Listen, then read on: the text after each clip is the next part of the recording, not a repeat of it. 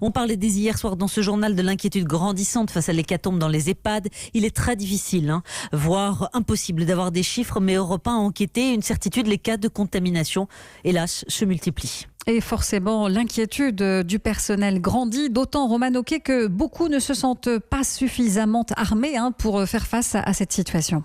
Oui, tous les établissements n'ont pas reçu les dotations minimales préconisées par le ministre, à savoir 5 masques par lit et par jour. C'est le cas de cet EHPAD de Charente, plus aucun masque FFP2.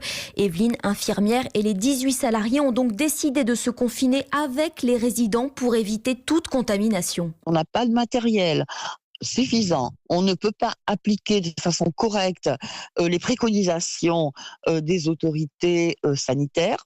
Mais nous, sur le plan humain, on peut aller encore plus loin. C'est-à-dire qu'on s'engage à vivre avec nos résidents et à les protéger. Je ne veux pas être responsable d'une épidémie dans mon établissement. Un huis clos comme un dernier recours pour tenter d'échapper au virus. Pour d'autres établissements, c'est déjà trop tard. En Île-de-France, l'une des régions les plus touchées, 20% des EHPAD hébergent des résidents contaminés.